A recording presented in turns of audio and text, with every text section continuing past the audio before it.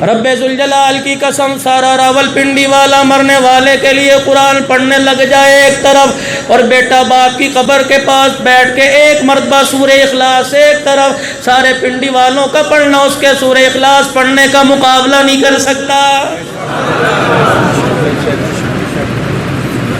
لیکن یہ کام کرے کون؟ دقت ہوگی، دشواری ہوگی۔ جس بچے نے باپ کے جنازے میں کھڑے ہو کر اللہ اکبر اللہم اغفر لحینا و میتنا دعا نہیں پڑھی، وہ مرنے کے بعد قرآن کھول کے تلاوت کیسے کرے گا؟ کتنے افسوس کی بات ہے، ابو جان کا انتقال ہو گیا، مسجد کے مولوی صاحب آ کے غسل دے رہے، اندر باہر کے عیب دیکھ کے لوگوں کو بتلا رہے، کاش بیٹا باپ کی میت کو غسل دیتا، جسم پہ پانی ڈالتا ہوا آنکھ سے آنسو نکال کے روتا، الہی باپ کے بدن پر پانی ڈالنا میرا کام، قبر کے اوپر رحمت کا چھیٹا ڈال دینا تیرا کام ہے۔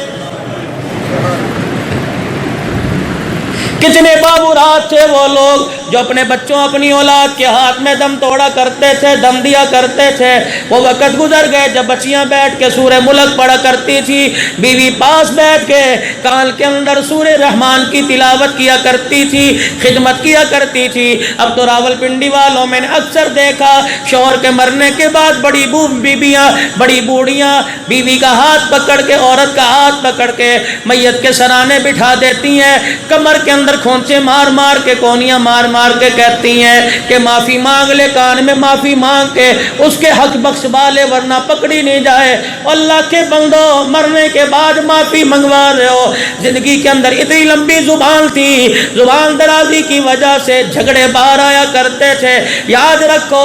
اگر میرے نبی علیہ السلام نے فرمایا مرد عورت اگر جھگڑا کر لے، اگر عورت سے شوہر ناراض ہو کے سو جائے، اگر عورت آ کے صلح نہ کرے، میرے نبی نے فرمایا اس عورت سے کہہ دو مرد سے ناراضگی کی وجہ سے ساری رات تیرے بستر پر خدا کی لعنت پڑتی رہتی ہے۔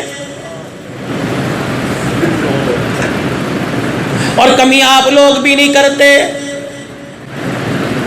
احساس کرو، کیوں ایسا؟ ویڈیو میں مزید آگے بڑھنے سے پہلے تہذیب اسٹوڈیو کو سبسکرائب کر کے ویڈیو کو لائک کر دیجئے، اور اگر آپ ہمارے واٹس ایپ گروپ میں شامل ہونا چاہتے ہیں تو اس ویڈیو کے نیچے دیے گئے جوائننگ لنک سے ہمارے واٹس ایپ گروپ میں شامل ہو جائیں۔ شکریہ۔ نہیں کرتے، گرمی کا موسم ہے، 1 منٹ کے لیے لائٹ چلی جائے، یو پی ایس آن ہو رہا ہے، جنریٹر کے بٹن دبائے جا رہے ہیں، وہ کوئی پاگل تو نہیں ہے۔ اللہ اکبر، جو رات کو تو اس کے بستر کا وارث بنتا ہے، دل کے آگے سے چولہے کے آگے جوت دیتا ہے، گرمی کے اندر 3 سالن بیگم گوبھی کے پکوڑے بھی پکاؤ، آلو والے پکوڑے پکاؤ، تو بھی ذرا چولہے کے آگے بیٹھ کے دیکھ، تجھے پتہ لگ جائے روزہ تو اس نے بھی رکھ رکھا ہے، کپڑے بھی دھو رہی ہے، گھر میں جھاڑو بھی دے رہی ہے، تو سو رہا ہے، سودا سلب بھی لے کے آ رہی ہے، بجلی کا بل بھی جمع کرانے جا رہی ہے، گھر کے اندر سارے کام کر رہی ہے، تیرے بچوں کو سنبھال کے رکھ رہی ہے، اور پھر بھی تو غصے میں آ کے کتی کنجری کہہ دیتا ہے،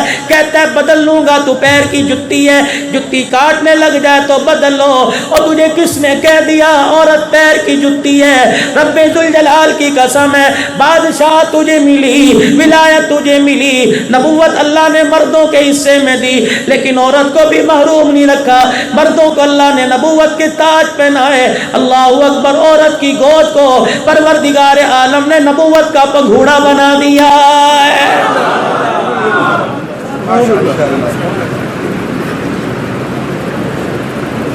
خواجہ حسن بصری رحمت اللہ علیہ حضرت رابعہ بصری کو اللہ اللہ کرتے دیکھا، اے رابعہ جتنی بھی اللہ اللہ کر لے مردوں کے مقابلے میں مردوں کی پہنچ کو نہیں پہنچ سکتی، کیوں کہ بادشاہ مردوں کے حصے میں، قاضی مرد بنے، اللہ اکبر، نبوت مردوں کے حصے میں آئی۔ رابعہ بصری بھی رابعہ بصری تھی، جھوم اٹھی، کہنے لگی ٹھیک ہے، اللہ اکبر، عورت جو ہے وہ نبی نہیں بن سکتی، نبیوں کی ماں تو بن سکتی ہے، عورت مائی ہاجرہ ہو، بیٹا اسماعیل آتا ہے، عورت کا نام آمنہ تو گود میں محمد الرسول اللہ آتا۔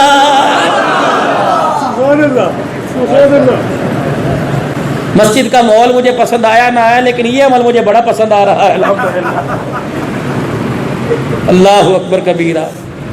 وہ ایک جگہ تقریر کرنے کے لیے گئے، ایک سائنسداں میرے آگے بیٹھ گیا۔ ہمارے ہاں تو اس علاقے میں اوپر کا جو علاقہ ہے نا بڑا رواج ہے، علماء کرام کی اسٹیج پہ خدمت کرتے ہیں، تو ایک سائیں سا بیٹھ گیا, وہ بڑا سبحان اللہ کر رہا تھا اور مجھے جھٹکا